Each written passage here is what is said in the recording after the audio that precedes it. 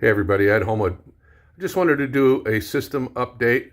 As many of you know, I've been involved in audio for a long time, and I'm fairly active in the Cheap Audio Man audio community, which I'm really glad to be a part of. So I just wanted to do a quick system update and kind of give everybody a fresh overview. We built the house here 28 years ago, and when we did, we finished the basement off, and this room was always intended to be as you see it.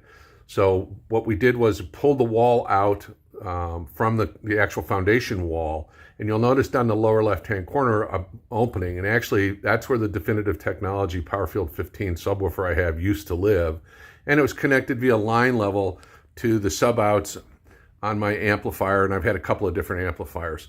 I recently decided to pull it out there and center it between the two speakers and rewire it rather than using the line out to use speaker level out, and that way I can utilize the crossover that's built into the Definitive Technology subwoofer. So I get a 12 dB per octave crossover to the ELAC speakers and a 36 dB per octave crossover to the subwoofer itself. So anyway, it was built this way, and the big opening where the TV was actually for originally a 60-inch Hitachi Ultravision 3-gun CRT 500-pound monster box.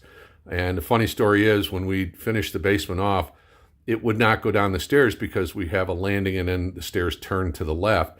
So the guys who were finishing off the basement, when the TV was delivered, they literally took the stairs out and lowered it down the hole, wrapped it in visqueen, finished the basement, and then stuck it in that opening.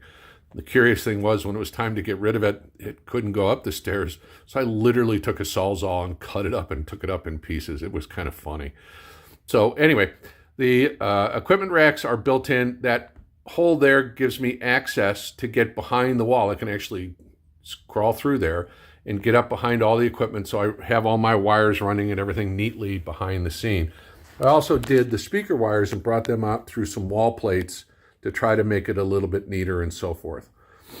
So in the rack itself, we have one of my favorite pieces, my AXR 100 from Cambridge receiver.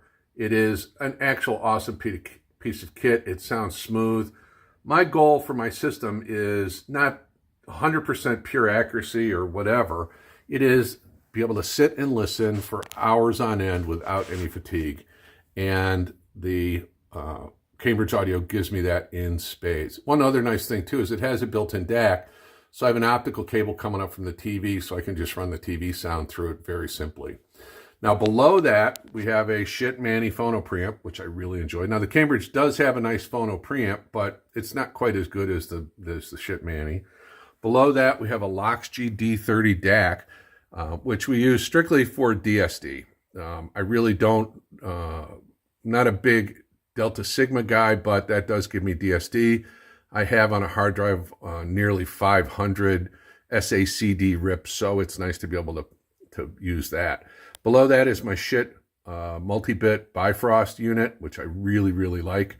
Next to that, I just added a little infrared controllable remote line level switcher because I wanted to run the Manny, the Loxg, and the Schiit through my latest acquisition, the Schiit Lokius EQ, which gives me some great control over the speaker system itself.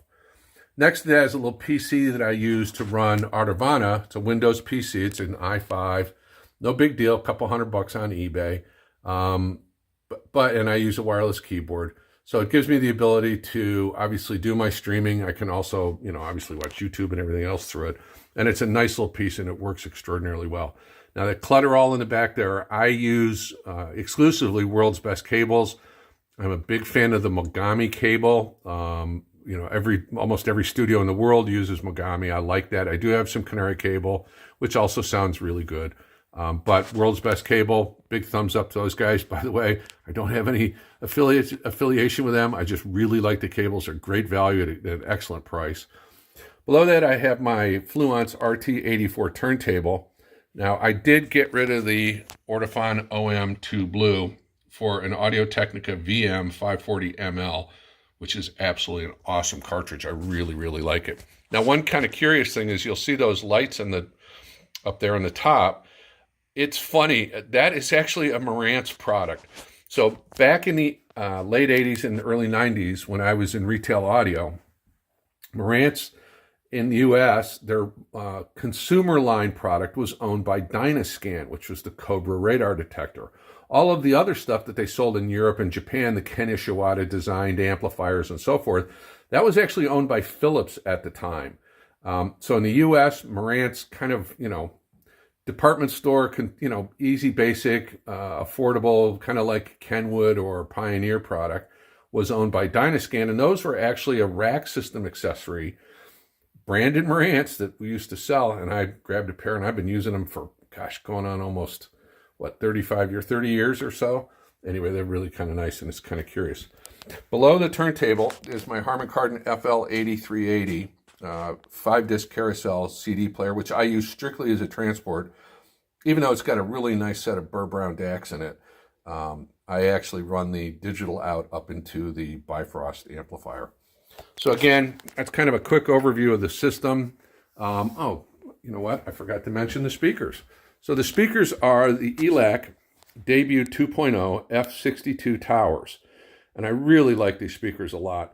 Small footprint.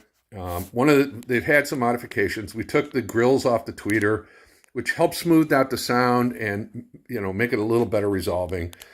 I added some additional dampening material to the box, and then I lined the walls of the box with a material that's very much like no-res. So I, helped deaden those boxes somewhat. And I'm really pleased with them. Now, I used to have them sitting on a couple of ceramic tiles with some sorbethane feet underneath, but I decided to go ahead and spike them and try that out, because even though I've lived here for such a long time, I'm constantly messing with this stuff and moving things around and trying to refine the sound quality. And since I've gone speaker level into the subwoofer and speaker level out to the ELACs, the sound quality is actually much better. I get a much better integration between the subwoofer and the speakers themselves. And then, of course, the TV I use is strictly just basically a monitor for the PC, so I can run my Autovana, and I use a wireless keyboard to control it from my seating area. So I'm a big proponent of Autovana. You'll see some videos on my channel about Autovana, and I'm going to be doing a couple of more videos on that. And I want to add a video on a ID3 tag editing piece of software called MP3 Tag. So if you have your hard drive full of files, but you're missing artwork, or the titles are wrong, or there's information you want to add, I'm going to do a video on MP3 Tag, show you how to edit all that stuff. I'm also going to do a couple other videos on Autovana. So thank you so very much, everybody. I hope you have a wonderful day, and thanks for viewing my video.